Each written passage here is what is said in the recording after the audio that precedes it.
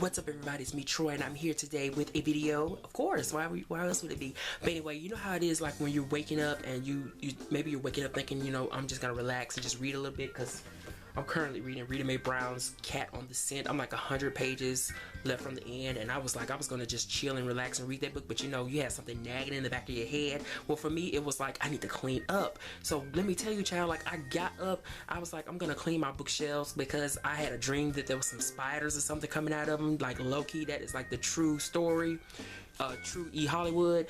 And I started to move stuff around, and next thing I know, I was pulling out the bleach, I was pulling out mops and buckets and rags and disinfectant wipes and cleaning all of my shelves. And as I was cleaning, I decided that what I can do now, officially, now that there is no dust and hopefully no book lice, because let me tell you, I don't know if it's some book lice, but I sure did have some bleach and some castor oil all over this damn place. But I was gonna do a bookshelf tour, so I hope you guys join me on this. Of course, I said in my bookshelf tour from last year that I have 4 different shelves. This is going to be shelf number 2, so it's been a year. Let's get started. Okay, so the first book that I have here is Story by Robert McKee. It is a substance, structure, style, and principles of screenwriting. Of course, the same material inside of this applies to writing fiction in general. That's why I got it. Then I have Mind Manipulation, Ancient and Modern Ninja Techniques. No, girl, I am not trying to manipulate anybody's mind. As anybody know me, I do not have the patience to even try. But I bought the book as it refers to something that I was trying to do with a particular character I was writing about a long time ago. And I just kept the book in general. Then there's Brave Story by Miyabe. She, of course, is a Japanese writer who normally writes psychological thrillers, but she also writes these thick-ass Harry Potter-sized children's books. Girl, I did not read this book yet, but I'm waiting to get to it.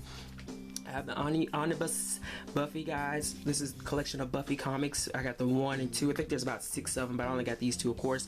Then the graphic novels for Buffy. This is season 10. The 2 books for season 10. This is season 9, and this is season 8.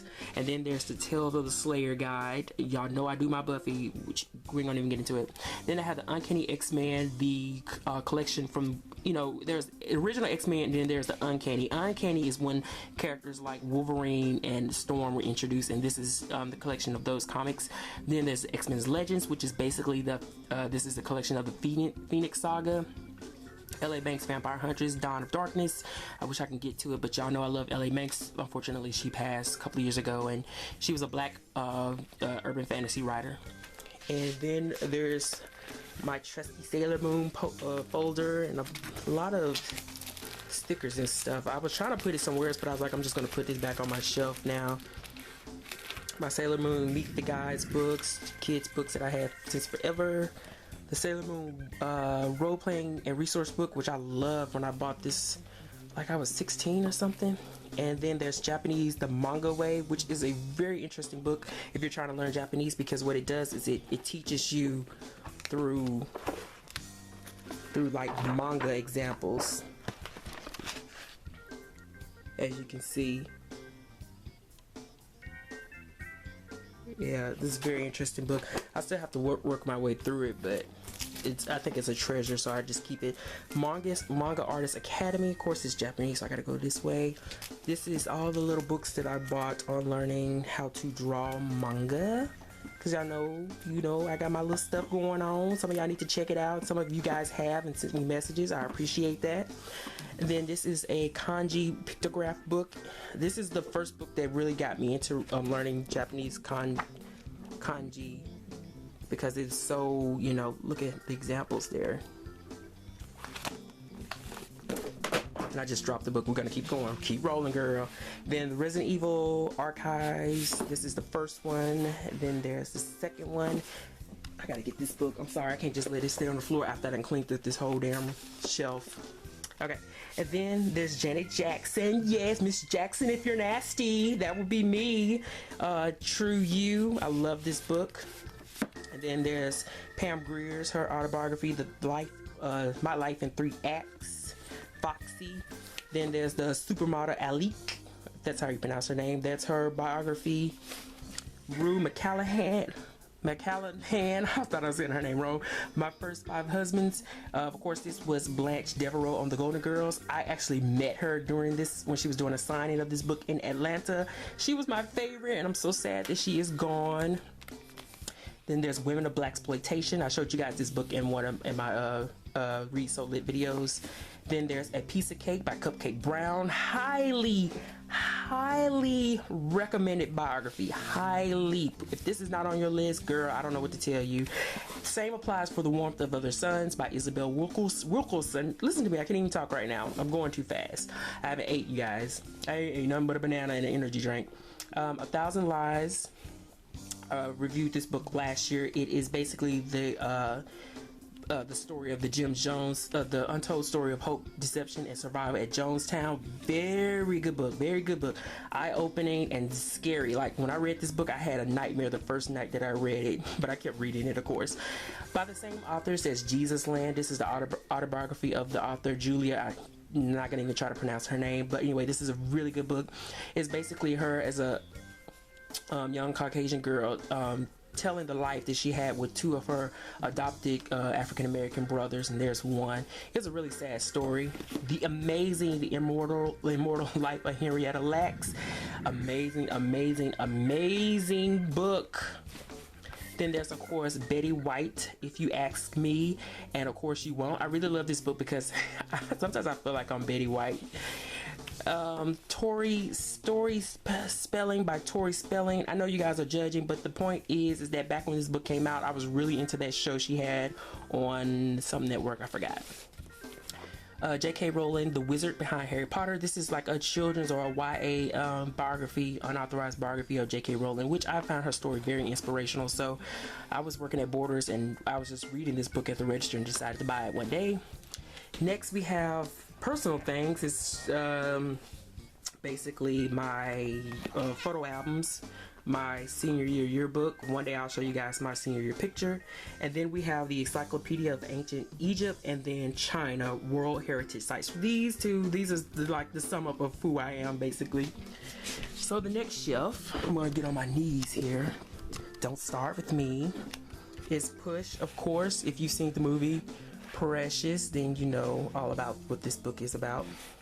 And then I have The Expansiveness of Eric Jerome Dickey, Naughty or Nice. Tempted by Trouble, his last good book, or the last book that I read by him. Resurrected Midnight. These four here are in a series, starting with Sleeping with Strangers, Waking with Enemies, Dying for Revenge, which was terrible. Did not finish. Resurrected Midnight resurrected this series. That was a good one. Pleasure, my favorite Eric Jerome Dickey book, which is Chasing Destiny. And then one of my other favorites was his Genevieve. And then the great, oh my god, one of the best books ever, The Darkest Child. Ooh, Jesus. And then, I'm trying not to mess up my shelf here, because I don't want to be trying to clean again. But anyway, then there's Devil's Wake and Domino Fall. Is written by the African-American couple Steve Barnes and Tananarive Due. It is basically a zombie apocalyptic thriller with people of color doing all the work, just like the authors. You know what I'm trying to say. White Lines by Tracy Brown, which is a very good book, although it was just way too much exposition. These are my two Lynn Harris books. Invisible Life, I Say a Little Prayer. Listen, I know it's very listen, I know it's very low class of me to only have two of his books, but I've read more. It's just these are the ones that I own. I do need to finish this series. Then here's my paperbacks of Eric Jerome Dickey, starting with Thieves Paradise, The Other Woman, amazing. Thieves Paradise, The Other Woman, amazing. Cheaters, amazing. Drive Me Crazy, amazing. Liar's Game, amazing. Sister, amazing. Between Two Lovers, which was about the lesbian couple. It was okay. Milk in My Coffee, I never actually finished that one. And then we have Blind Fall by Christopher Rice. That's of course Anne Rice's son. This was a really good book. I really want to talk about it. It's as you know, Christopher Rice is a gay author, so he writes gay characters. It was a really good book. I'm not going to go into details with it right now, but if you ever get a chance to read it, then I do suggest it. The three Negro classics, Up From Slavery, The Soul of Black Folk, The Autobiography of Ex-Colored Man, all into one volume. I need to finish that. Coming of Age in Mississippi by Anne Moody. I want to show the cover. Anyway, I just got that book and I'm really excited about trying to get to it. Just hearing me trying. Healer's Furies, I showed you guys that before. Factory Girls, Mark of the Lion, I talked about that before. And then we have The Alchemist. It's the book that I still have not read, but always attempt to try. Sister Souljah, The Coldest Winter Ever. This was the only book that she ever written that I felt like was worth keeping. Sorry, that is shade, but it's the truth for me. I told you guys about Gods and Shadows by Jayde Brooks. I still haven't decided whether or not I want to keep it or not, but I made room for it just in case. Savannah Wells is The When the Night Whispers and the Moon Tells Secrets. As I told you guys before, she is the pen name for the author with Valerie Wilson Wesley, and this is her gothic thriller series. Charlotte Carter, I told you guys about her before. The Passage by Justine Corinne, I believe is his last name. I still haven't read this book, but it's been on my shelf for like years, and I'm hoping I get to it. The Historian by Elizabeth Kostova. Absolutely loved this book. I know it's a difficult read, it's very trying, but I love this book. I couldn't put it down when I read it. Those Across the River, which I showed in my last tour, it just happened to make its way to this shelf. Pearl S. Buck, The Good Earth, of course, amazing. This is my Hajin section. A Map of Betrayal, which is his latest. Najin Requiem, A Good Life, The Crazed, and A Free Life. Absolutely love Hajin. He's a Chinese American writer. I told you guys about this book before. Ruth Ozeki, The Tale for the Time Being. Another amazing book. I wish I read more about her, but you know, I just haven't got to it. Crazy Rich Asians by Kevin Kwan. Absolutely amazing. His newest book just came out and I still haven't got it yet because I'm already stacked with books, but I'm really gonna get the next book soon because I got a coupon and I'm ready for it.